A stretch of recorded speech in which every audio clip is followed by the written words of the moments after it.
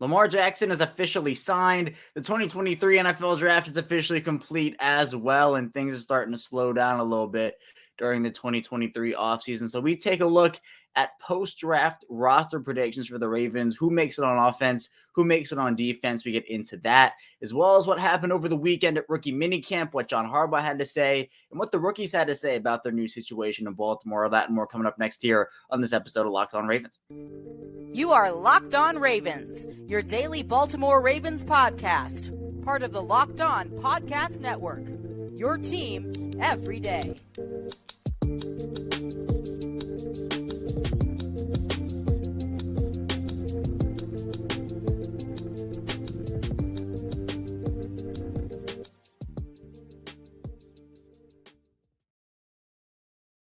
Welcome into another edition of Locked On Ravens, your daily Baltimore Ravens podcast. I'm your host here, Kevin Oestreicher of Ravens Wire, and we're here on the Locked On Podcast Network, your team every day. Thank you so much for being here with me today, making us your first listen each and every day on Locked On Ravens, whether you're an everydayer, so you listen every day, or this is your first time, or even you've been back for a couple of times now on the channel. We're free and available wherever you get your podcasts, including over in video form on YouTube. You can subscribe for free, no money involved, both audio and video form. We just hit 4,000 subscribers a couple days ago. That was a huge accomplishment for me here, so thank you for all that support. And we're a Daily Ravens podcast, so 5 days a week. We have Ravens analysis, news, updates. If you have a friend or a family member who likes Ravens content, be sure to throw them over here our way on Locked On Ravens. And there's a really exciting thing going on now for our network. We have a partnership with Sirius XM, so you can find Locked On Ravens over there now. It's really exciting with that partnership, and so I'm excited about that. But we have a lot to talk about here today on Locked On Ravens. As now, as I kind of mentioned in that open, Lamar Jackson signed. The draft is over. We're now in kind of we're getting to it, at least the lull period of the offseason. That doesn't mean the Ravens aren't going to make any more moves, as we saw they signed Rocky Yassin last week. But they could, kind of go into hibernation a little bit. The rookie minicamp happened over the weekend. We'll talk about that in the final part of the show, what the rookies had to say, what John Harbaugh had to say. There was some very insightful stuff said over the course of the weekend, Friday and Saturday. But I want to get into post-draft roster predictions. Now, this is like way too early stuff. Like, you always look at way too early mock drafts. Like after the 2023 draft ended, there were already mock drafts. And I just say that's crazy, just how fast people get on those mock drafts. But this is, again, like it's a way too early roster prediction. We'll do this at like milestones. So, we'll do the post-draft one here today.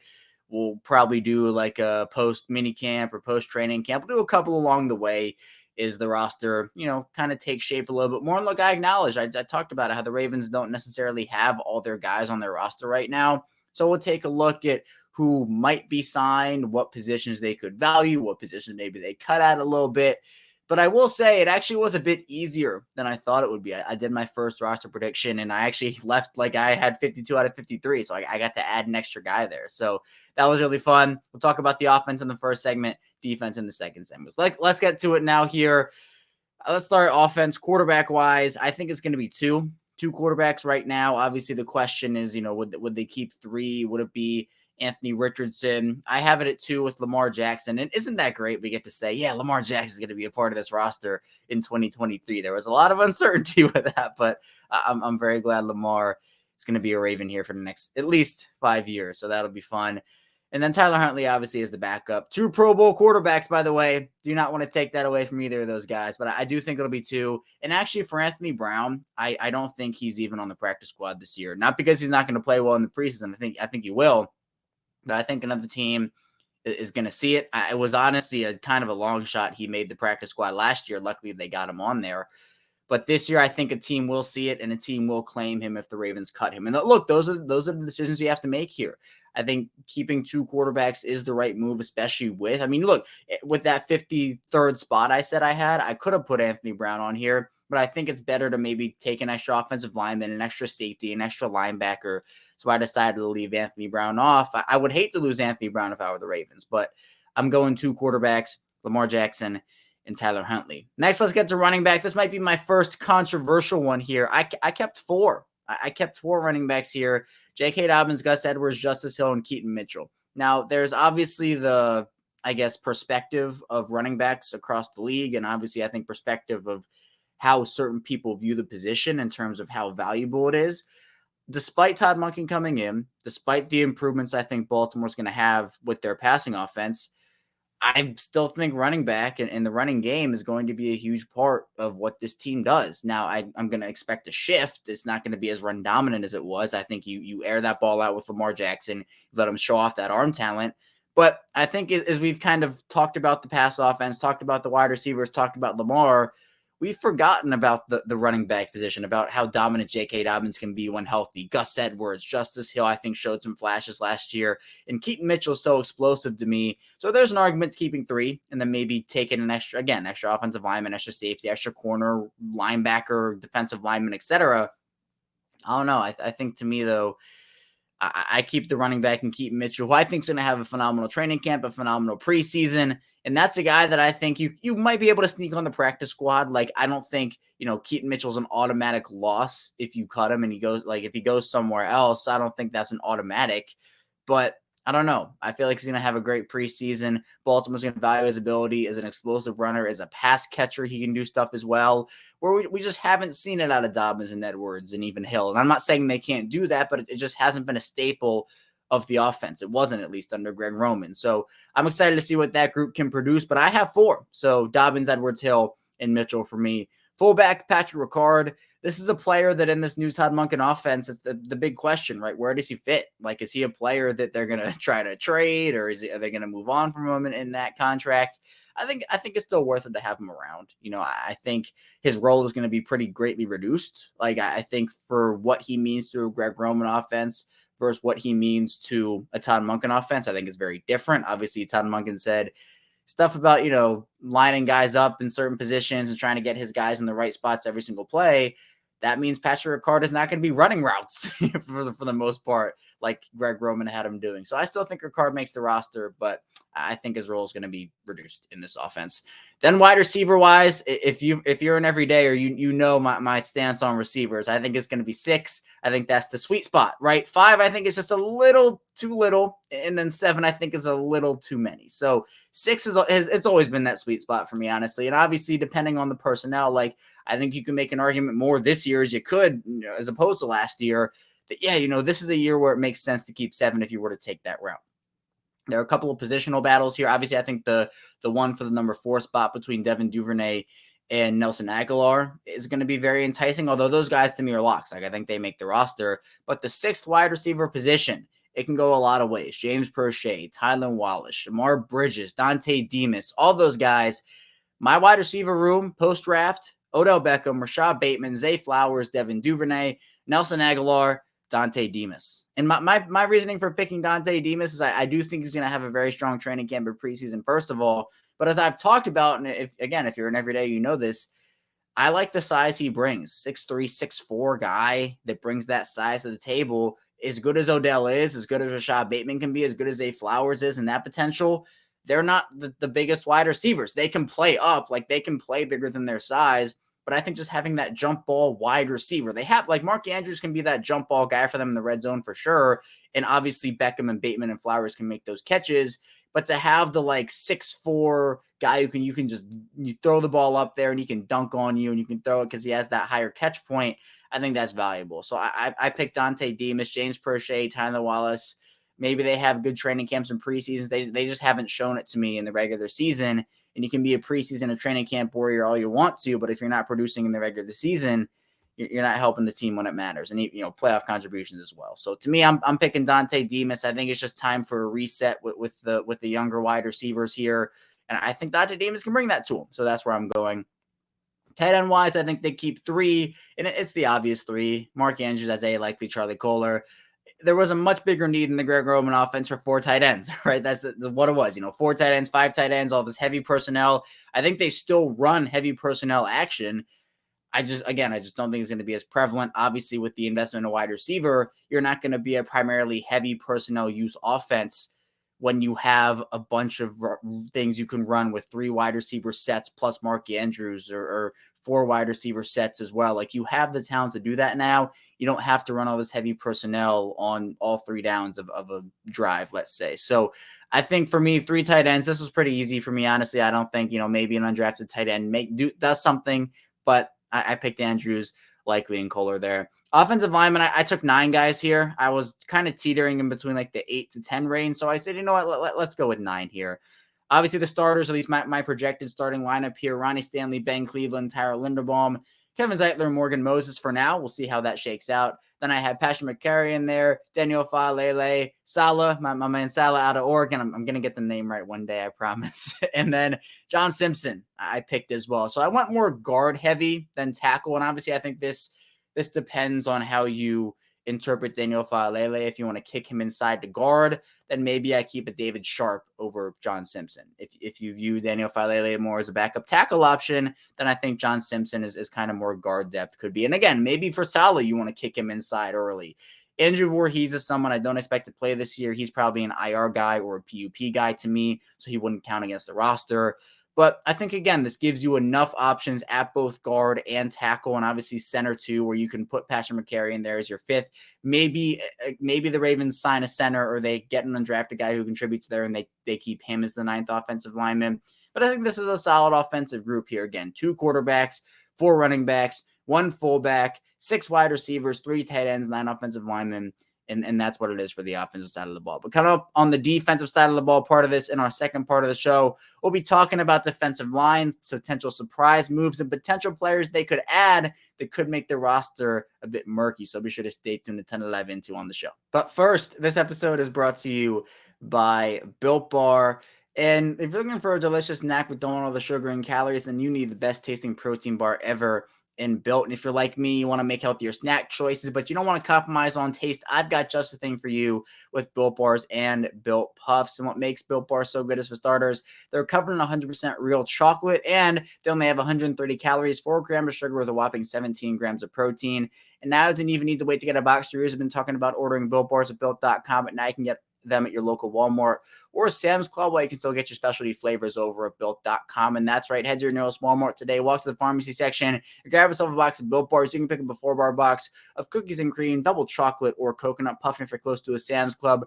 Run and grab a 13-bar box with hit flavors such as Brownie Batter Puff and Churro Puff. You can thank me later. We're back here, our second segment of Locked On Ravens. Here on Monday, Kevin Oestreicher still here with you, starting off another week of Ravens talk here on Locked On Ravens. We'll have continuous coverage, obviously, throughout the week, as we do every single weekday, Monday through Friday, 6 a.m. Eastern Time. We're coming up on 1,000 episodes for me, too, on Locked On Ravens, which, again, is so crazy to think about. I started this back in August of 2019, hosting and producing this show, so it's been a journey. Obviously, if you want to go back to what 2019 was in that offseason, they drafted Marquise Brown with that first overall pick at 25 overall. And they had that amazing. The first year for me covering this team on this podcast was Lamar's MVP year. So it was a great start. Obviously, the playoffs did not go as anticipated, but again, crazy to think about how long ago it was, and I'm really appreciative of all the support here. So thank you for that. But let's get back into our roster prediction here. Second part, offensive side of the ball. I had 25 players on offense. Again, just a quick rundown here. 2 quarterbacks, 4 running backs, 1 fullback, 6 wide receivers, 3 tight ends, 9 offensive linemen. Moving over to defense, let's start on the defensive line. I have 5 guys here. Justin Madubuike, Broderick Washington, Michael Pierce, Travis Jones, and Brent Urban. This to me was pretty easy. I mean, you could make an argument for maybe a guy like a Rashad Nichols. I know the Ravens have had those like bubble-ish players over the years, like Isaiah Mack, I think gave them really good snaps, and that situation was unfortunate. They ended up losing him. I think he's on the Jets now. Maybe the Seahawks, maybe the Jets. I can't remember which, but if he's on the Jets, it would be another one of the New York Ravens. So that's something to keep an eye on. But yeah, for me, I think that they're just going to rely on their young guys. I wouldn't be shocked if they tried to bring in somebody who could maybe be a veteran presence for them. I mean, but Michael Pierce and Brent Urban, I think a veteran presence enough. I mean, Brent Urban obviously is very invested here. I think Michael Pierce is too. Both were very excited to come back last offseason. Brent Urban re-upped here, and Michael Pierce is on that 3-year deal. But honestly, this room's going to come down to what the young guys can do. Michael Pierce, I think, played really, really well for them in the obviously very limited action he had. And it was a big loss for them. But it's going to come down to what Justin Madubuike can do, what Broderick Washington can do, and what Travis Jones can do. Travis Jones is going to take on much, much more responsibility here. We've seen the flashes. We saw it in the preseason. Still, it is unbelievable to me how he fell to the 3rd round for Baltimore. But Justin Madubuike is someone who we have seen kind of steady, slow ascension. I think his stats don't tell the whole story here, but I think, the Ravens need a monster breakout year from him. Broderick Washington has been a very pleasant surprise for them on that side of the ball in the trenches, so I'm very excited to see what he can do. So to me, it's going to come down to the young guys. I think Michael Pierce will be solid.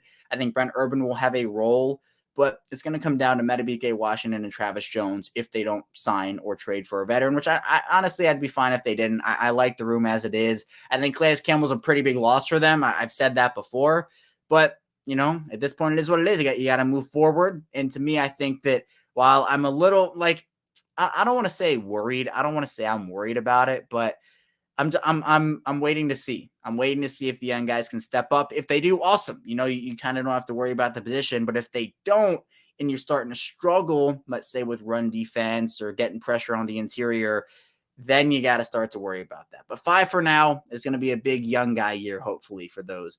Outside linebacker, I did 5 here. Now, one of them is a question mark because obviously they're not signed yet, but I'm going to assume they are. Odafe Owe, David Ojabo, Tyus Bowser, Tavius Robinson, and Justin Houston. Or I'm going to reserve that spot for a veteran. So maybe it's Jadeveon Clowney, maybe it's someone else. Even if you take out that veteran, let's just take out Houston or Clowney or whoever and just make it the 4 of Owe, Ojabo, Bowser, and Robinson. I think it's fine enough, but at the same time, you're banking on a huge year from Odafe Owe and a huge year from David Ojabo. I feel like Odafe Owe, this is a huge year for him. I'm not going to call it make it or break it. I think that's next year. But if we don't see something, if we don't see very steady, very abrupt improvement from Odafe Owe, and it's just kind of like little small increments, but not really having an impact, that's a huge issue because the pass rush. Justin Houston had 9.5 sacks, obviously fell off as the year went on. But with Houston not in the fold right now, it's going to have to be a huge Owe year. It's going to have to be a huge Ojabo year. That worries me a little bit. I think David Ojabo has all the tools. But again, he missed almost all the year. And we saw that obviously had the great play on Joe Burrow. I have very high hopes for David Ojabo. But again, you want to have that duo come together now. Owe and Ojabo come together now. Tyus Bowser, obviously, I don't want to leave him out of here and underrate him. He's somebody I like a lot in this defense, and he's shown it too. Obviously, has grown, came off the Achilles injury last year, but he has proven that he can be an asset in coverage and an asset as a pass rusher. Very versatile player. And Tavius Robinson is someone who you can kick inside, which to me gives you like a half more defensive lineman, which I like. So you can either use him on the outside or on the inside. But to me, I think it's going to be pretty important to have Justin Houston or another veteran in there. So that's why I'm giving a spot to a veteran and saying 5 guys outside linebacker wise. Inside linebacker is actually where I added my last guy, where I said I had 52, and then I got to add one person. I added Josh Ross to the inside linebacker room. To me, it's Roquan Smith, Patrick Queen, Trenton Simpson, Malik Harrison, and Josh Ross. Ross showed a lot to me. I think the team likes him. He can be an asset on special teams. And that's where it is. I think it came down to me like Kristen Welch versus Josh Ross. Who's going to be that special team or active on game day linebacker that's going to have an impact there? To me, I think Josh Ross could be that player for them. And obviously, he could be a player that maybe carves out a role on defense, although with Trenton Simpson in there and obviously Patrick Queen and Roquan Smith currently on the roster, maybe not, but that's where I had it with those 5 guys inside linebacker-wise. Corner was the interesting one. I was very in between adding Josh Ross or adding an extra cornerback. I decided to go with 6 corners. I could easily see them keeping 7 here, but now this is kind of a teaser for the third segment. With John Harbaugh's comments, I moved Brandon Stevens to safety. So 6 corners, not including Brandon Stevens. 6 corners, Marlon Humphrey, Rock Yassin. I did reserve a spot for Marcus Peters in this equation. Caillou Blue Kelly, Jalen Armour Davis, and Pepe Williams. Now, if I were to add a 7th corner there, it would probably be Trayvon Mullen. I think Trayvon Mullen is kind of an underrated player in this whole equation. I think he can be like a very solid corner 3 for them if he's able to put it all together. But it was just a roster crunch for me. I could totally see an argument for Trayvon Mullen over Josh Ross. Do not get me wrong there. Maybe, next roster prediction, I flip that. But with Brandon Stevens moving to safety, or at least working there more, as John Harbaugh talked about during the press conference he had over the course of rookie minicamp, 6 corners plus Brandon Stevens to me I thought was enough. But obviously it was up in the air. So I picked those 6. Then safeties, I ended up putting I put 4 on the board there with Marcus Williams, Kyle Hamilton, Geno Stone, and Brandon Stevens. You can make a case here for maybe Darius Washington, but I decided to go with those 4 at the safety position. Special teams is, we'll just throw that in here 3. Justin Tucker, Jordan Stout, Nick Moore. Not a hard decision there. So I was very content with this. Again, you have the ability to be very flexible, I think, both on offense and on defense. And with how much versatility Baltimore has with their positionless defense, as we see with guys like Kyle Hamilton, guys like Trenton Simpson, you like that ability, Tavius Robinson moving him inside versus outside. I like that for them. Offensive line, they have versatility. Wide receiver, they have that inside-outside versatility. So I think versatile-wise, they're able to kind of crunch at certain positions while being able to add more at others because you can have multiple guys playing multiple different positions. So that was my prediction. Again, I'll read through it. 2 quarterbacks, 4 running backs, 1 fullback, 6 wide receivers, 3 tight ends, 9 offensive linemen, 5 defensive linemen, 5 outside linebackers, 5 inside linebackers, 6 cornerbacks, 4 safeties, 3 special teamers. So again, we'll do roster predictions throughout the rest of the offseason when big moments come up. So this is a good first one, though. I was very content and very happy with what I had here with the 2 placeholders for Justin Houston / Marcus Peters. We're coming up in our final segment. Rookie minicamp happened over the weekend on Friday and Saturday. A lot of interesting tidbits there from John Harbaugh as well as the players. So we'll get into all that coming up next on Locked On Ravens. We're back here, our final segment of Locked On Ravens. Kevin Oestreicher still here on this Monday. I did not go anywhere. Do not worry. Still here talking Ravens with you. Again, thank you so much for the support. Be sure to subscribe, again, both in audio form and in video form as well. It's the same show, so you're not missing out if you want to listen one day, then watch another day and, go back and forth, whether you're driving to work or from work or whatever you're doing. I appreciate you wherever you're listening and whatever you're doing while listening here. But let's get into rookie minicamp. Baltimore, it's actually signed almost their entire draft class at the time of this recording. They've signed 5 of their 6 guys. The only player they haven't signed is Zay Flowers. So they've signed every day 2 and day 3 pick. Just Zay Flowers remains. That's the first rounder. So sometimes they can take. Actually, I think the study, if I'm not remembering it wrong, I think the study is 3rd rounders take the longest to sign. But the Ravens were able to get Trenton Simpson under contract, and so that's a win for them. But regardless, there were a lot of interesting tidbits that were said by John Harbaugh and by the rookies during the course of the 2 days of rookie minicamp. Let's start off with John Harbaugh first. Then we'll get to the rookies.